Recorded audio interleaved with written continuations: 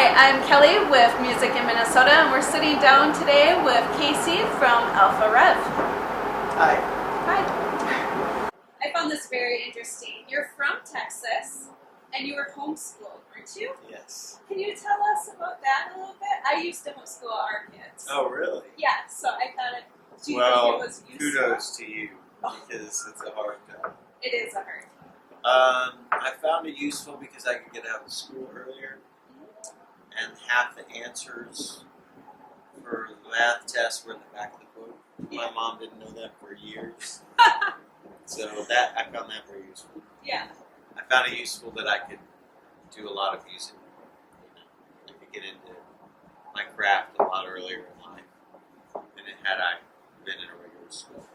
But I also didn't really know how to talk to people when I got out of school. So there's some pros and cons. Right. I heard I read that you played the piano a lot. Was that kind of started when you were younger and Yeah, homeschooling? for sure. And Yeah. Was that kind of your main instrument to start with? Yeah. Do you still play? Oh, yeah. Yeah. In fact, I brought in that upright piano just for the show, just because it sounds so pretty. It's made by Steinway, so it sounds pretty good. That would be exciting to hear. Yeah. You taught yourself how to play the guitar? Yes. What inspired you to teach yourself how to play the guitar? Well, after I saw music videos of keyboard players and how dorky they look, I decided I needed to learn how to play guitar.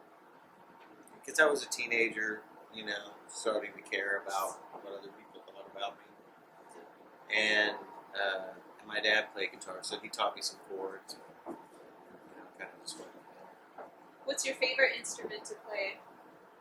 Probably piano. Do you play more than just the piano and the guitar?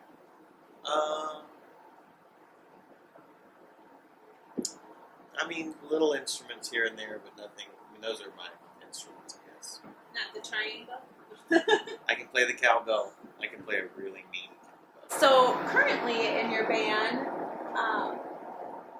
it seems like you guys have kind of shifted different members. How did you meet your members that you're with now? Well, so the guys that I'm playing with tonight are the original Alpha Rev members, but it's been a revolving cast of people. Just because certain guys may go on tour for certain times and may start some other band. But usually I just meet them from other musicians. There's tryouts or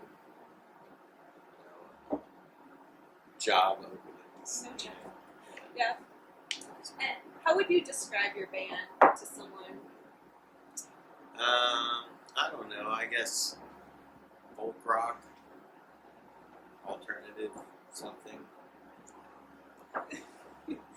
Well, I find when I listen to your songs, they're very, very deep and meaningful. Or I didn't say that right, but I mean Meaningful? Yeah, they are. And I'm just curious, where do you come up with all that energy when you're sitting down and writing these pieces? Well, music's a very precious thing to me. It's definitely not like it's not entertainment. It's like it can be meditative. It can be like makes me what's the word? Therapeutic. It's very therapeutic for me. So usually when I'm sitting down to write, it's because I feel I only started writing music because I needed to, because I had to. It made me feel healthier. It's a release. Yeah. Mm-hmm. So you release things that you're pulling in, some deep. You're pulling out deep stuff to release. So you referred to your writing in another article as being a light at the end of a tunnel.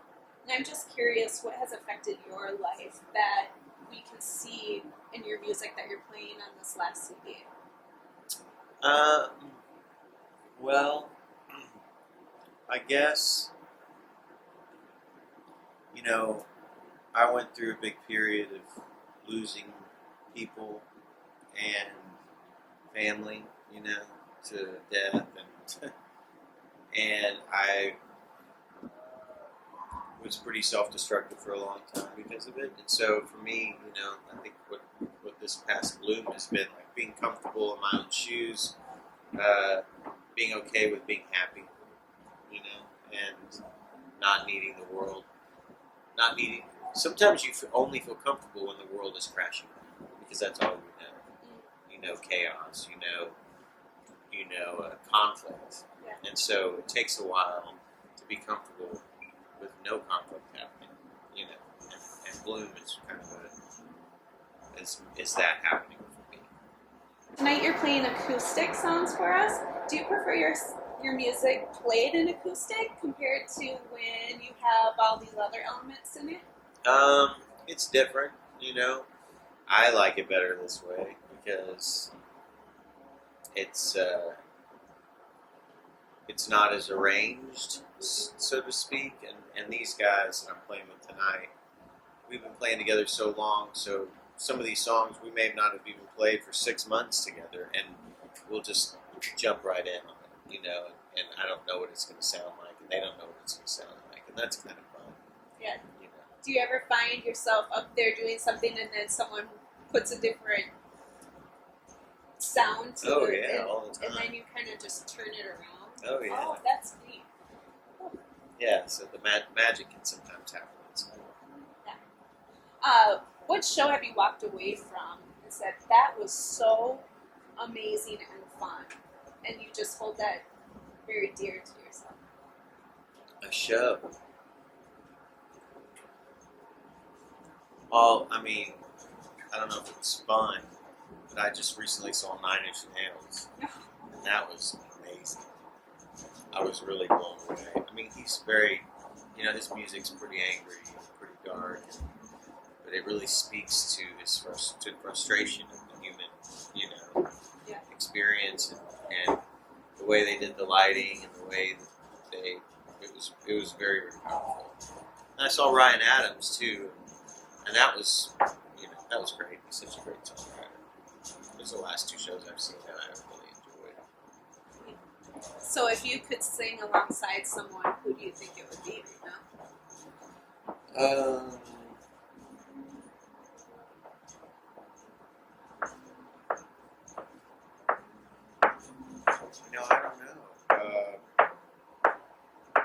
Probably. Someone's I think wearing they're heels. dancing. I don't know. Tom Petty, maybe? Oh, I like Tom Petty. Yeah. I guess, yeah. Yeah, that would be a fun one. Mm-hmm. Seems pretty chill. Yeah. So your song Lexington, you said that it kind of came about from letters from families to their husbands or whoever may be, serving for our country. Yeah. Whose idea was it to look into that direction? I mean, how did that song really come about? Well, me and a guy, Jamie, were in the studio in Nashville, and we had this kind of vibe in 5, which is a dun dun dun. It's a different time signature than 4, so it's a little weirder, and it felt real good, and we were thinking about topics, and I've been getting into this thing about being inspired by other people's stories, not my own, and so just started doing some research on some letters to see if we could find any letters written during the Civil War from any of the troops, and we found some, and we found this one in particular, and that's the whole song was based around that one letter. So it was so powerful. Yeah. Do you know any of the family members that may be related to that letter? No, or I don't reached know. out, or No, in fact, and I haven't even looked at that. I haven't even looked at it since we wrote the song that day. So I would love to go back and find it because it was out of a Library of Congress kind of deal. It took a long time to find it, but all that stuff is archived now online, so it's accessible. Well, when you're on the plane Yeah. Google it. So these songs, they're here to help bring back a sense of loss in a person's life. What do you plan to do with the next set of songs? I mean, do you have an idea already in store for? I have a few concepts, but I haven't really nailed down the right one yet. I just was writing them out. A lot of times you have to flush it out, and you don't really know until your record's done. Sometimes, sometimes it just appears to you instead of you actively saying, "This is what I want to say." Sometimes it tells you what it's saying. If that makes any sense. No, it does. Because so much is your subconscious, you reflecting what other people are feeling, what's pouring down, on us right now. So you don't always know what's going on. So I'm just curious. What do you do when you're not doing music? Do you have outside hobbies besides this? I have a little 9-month-old girl, Aww. so I hang out with her as much as I can. I score music for films. I'm working on 2 films right now, a documentary and another film that's got some pretty big actors in it. Do we get to know what those are or not? I'm not allowed to say anything yet. But it's going to be awesome. Oh, I'm sure. And then I play in another band called Flying Colors. Every couple of years we go on tour in Europe. And then that's pretty much it. Yeah. What do you hope? You said you're 9-month-old. So what do you hope to leave as a legacy for her to look back at and say, "That's my dad"?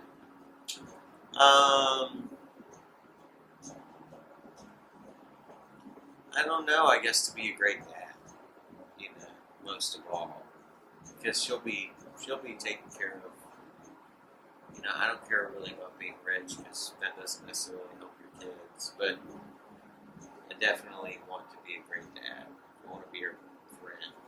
I want to have a good person. I want to be able to dance with her, take her out on a date. Show her what being a great man is. So when she finds a guy, she'll know what to look for. So I look forward to that stuff. That stuff's going to be awesome. Is she your only one? Yeah. We have 5. 5? Yeah. Did you just get his eyes? What? That's amazing. We have 5, and like you said, our foundation is just being great parents. Yeah. So that they know what that looks like. Yeah, because that's what we're doing, right? We're modeling Yep. what they're going to see, and that's what our parents did for better or for worse. So it gives us, some idea of what to do, what not to do, I guess. Yeah. Very cool. Well, I really appreciate your time that you gave us. I don't know if you're going to go take a nap beforehand like the other members. Make my set list and change my clothes. Yeah. Hey, I'm Casey with Alpha Rev, and you're watching Music